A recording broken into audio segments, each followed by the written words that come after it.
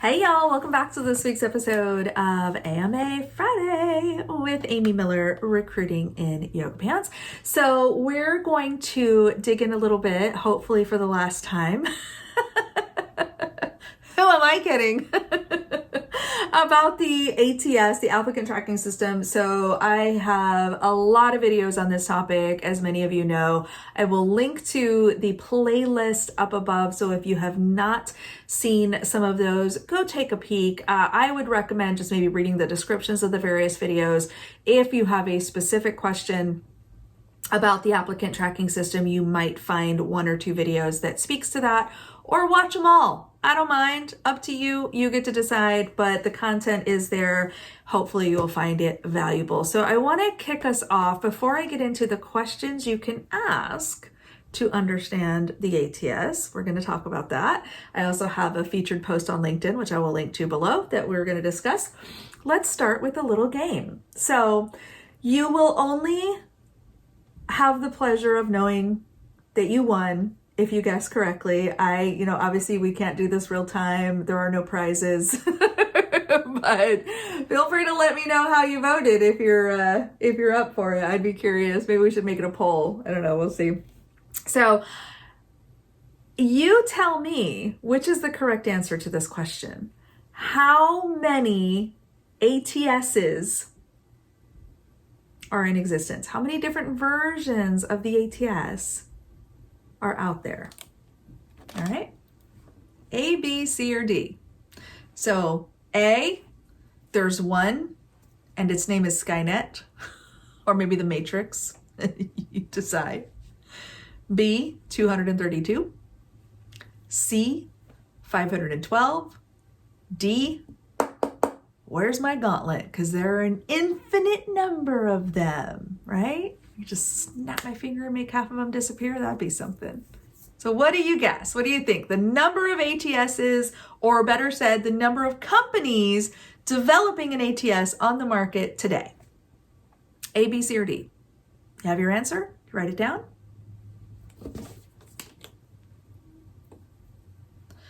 Ding, ding, ding, ding, ding. It is 232. This is according to a Google search that I did 5 minutes before I hit record. I'll be honest with you, I don't know if this is an exactly correct number. It does seem to check out. I did a little bit of research actually a couple times over the last few days. So I wanted to bring y'all some real specific insights here. And so last count, the most relevant article I could find, and I read a bunch, 232 was the number that they had reported. So reading through some of the details, I thought, okay, this checks out. Probably the closest to a right answer we're going to find. It is 232 companies. Okay. So let's be conservative here, right? Let's say it is probably safe for us to assume that there are at least 200 different ATSs on the market. So when we say the ATS, which one? Is it Greenhouse? Is it iCIMS? Is it Taleo? Is it LinkedIn Recruiter? That was on the list. I don't know if I consider that an ATS, actually. It usually lays over an ATS. And anyway, that's another story for another time. Is it Brass Ring? Is it Bullhorn? Did I already say iCIMS? I think I already said iCIMS. But you get where I'm going with this, right? Is it Breezy HR? Is it Jazz HR? There's a lot of them. There were names I've never even heard of. I was like, oh, okay. Do a little more Google. I mean, you end up on all these rabbit holes. It's crazy, right? So let us first of all ground ourselves in that fact. There are at least 100 plus different ATSs on the market. That's, again, being very conservative. Let's call it 100. Let's just be really conservative and say 100 different ATSs. Okay, cool. Now I want you to ask yourself, how many various implementations of these 100 ATSs do you think are out there? At least a couple, right? So let me give you a real world example. I have personally used Taleo 3 times. 3 different organizations had some version of Taleo. Horrible, by the way. I don't know anybody who likes Taleo. That's my point. So I've used it myself 3 times, and each implementation was different. I went from company A, logging into like the business edition of Taleo, to company B, using the enterprise version of Taleo, which is for big companies. So I've kind of seen some different variations of a single ATS. Same thing with iCIMS. I've worked for 2 companies that used iCIMS. Completely different experience both times. One had knockout questions, one did not. Not because the system doesn't allow you to, or it's not configured that way or whatever. It's just there are companies will decide the features that they want to enable, the extra bells and whistles they want to purchase. Like there are so many like variations of these systems, right? Like there's no one ATS. So we keep saying the ATS, and I'm guilty of that too. The ATS this, the ATS that. Which one are you talking about? And how is it set up? That's the question you have to ask yourself. So with that in mind, I wanted to have a little conversation about that this week, especially inspired by an unfortunate conversation that happened over on LinkedIn. I do feel bad about this. I've marinated on this for a couple days now. Unfortunately, the person has blocked me. Because of course, why wouldn't they? Y'all, protect your space however you need to, okay? I ain't mad. I have no ill will. I wish this individual all the best. They are struggling. And that's why I felt this was important to talk about, because this person said a couple of really interesting things that made me kind of go, that person's in pain. So it started with this individual, and of course they immediately kind of jumped to railing against the ATS and it's awful and how dare we, use it and that kind of thing. And I was like, whoa, okay, clearly there's miscommunication here. Like you're using a lot of words to say you don't know how ATSs work, my friend. So can we help you? Can we answer questions? I will admit my first response was Amy Miller special, a little snarky. I get it. But, we have a dialogue, right? And I'm trying to help. I'm actually like sending this person, hey, I wrote this article that might help. And hey, I would recommend this. And look, how can we help you? What questions can we answer for you? Like this is an important topic for somebody who is genuinely struggling with their job search. And of course, this person retorts, well, they've been looking for 8 months and therefore they know more than most. So that was interesting. Okay, well, we'll go with that. And then the follow-up was that if the ATS worked, this person would be employed. I gotta tell you, that one hit hard, because I realized that the facts don't matter, okay? And I'm being completely serious here. The facts don't matter. The fact that I can explain the inner workings of the ATS and I can actually walk you through, this is what it looks like on my side. And my friend Dominic Joyce has done an amazing video where he actually walks you through, Workday, I think was the one that he used for his video, and, those kinds of things. I can explain all of this to you, and I can be very factual and I can be very right.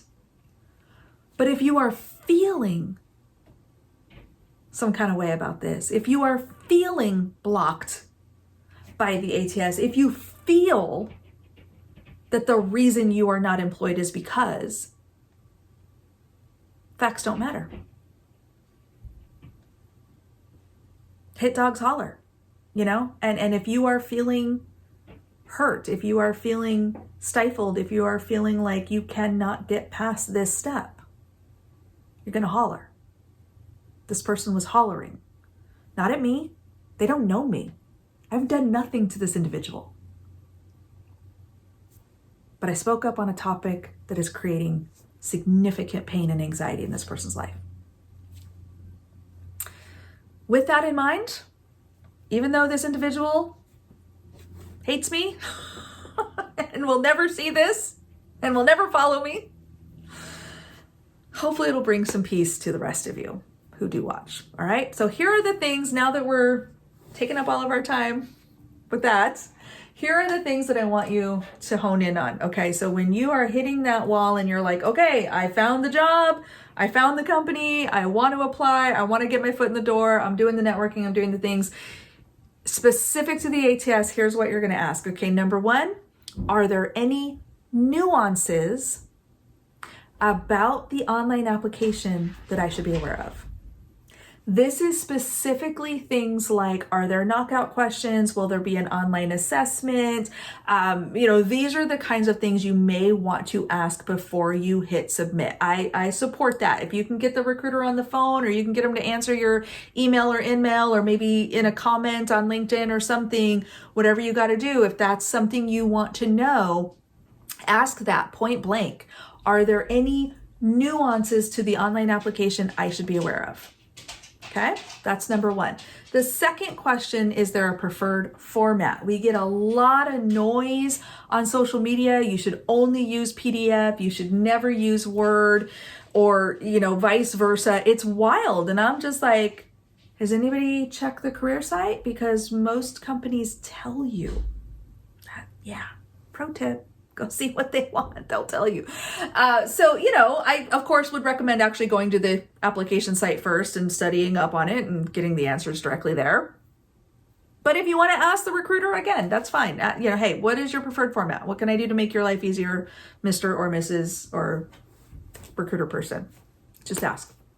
And then the third question, what can you tell me about the initial review? Just ask. What are the nuances of the system and the review process? What is the preferred format? And is there anything else about the review that I should be mindful of? I will answer all of these questions, and I will answer them right now. Okay, so for me, the online application, so my specific team, okay, I'm not speaking on behalf of my company, I'm not speaking on behalf of any organization or group or anything. I'm just saying my specific team, and this has been true at the last several companies I've worked at, looks at every resume that comes in, with very few exceptions. If we've already closed a role, or we've got a short list already interviewing, maybe there are a few stragglers before we shut down the post or something. But for the most part, the expectation is that we are going to review all of them, and we are looking purely for basic qualification fit. That is it. All I care about at that stage. Hiring manager gets to help make the second level screening decision. Initial review, every person that meets the basic qualifications, I'm going to send to the hiring manager. Okay? Second question, format. I don't care. I don't care. I'm pretty sure we accept all the major ones, .doc, .pdf, .txt. I don't care. I see an attachment. I see it as an attachment. I will download it if I have to and see whatever you have submitted. That's what I'm looking at. Format, doesn't matter to me. Third question, initial review of applications. Once again, I am merely looking at that basic qualification fit. It then goes to the hiring manager, and the hiring manager does their own review. Every resume that I send to a hiring manager does not get invited to interview. I wish they did. Wouldn't that be nice? But hiring managers also have a finite amount of time and have to sometimes make difficult decisions. And sometimes those decisions are driven by preferred qualifications or some other nuance of the role expectations that we've discussed. Okay, so those are questions that you can ask me. I will answer them to the best of my ability. Most recruiters, I hope, would also be willing to be transparent on this. But y'all, please, I'm begging you, do not, and I hope this person finds peace, but do not let a digital filing cabinet take up so much space in your head rent-free. It is not healthy for you. It is not moving you forward. It is not getting you any closer to your dream job. And there are many other things that you should spend your precious emotional energy on. The ATS is not one of them. All right, I hope that helps y'all. As always, leave a comment down below. Ask me anything related to this topic or anything else you want to talk about. And we will see you next week.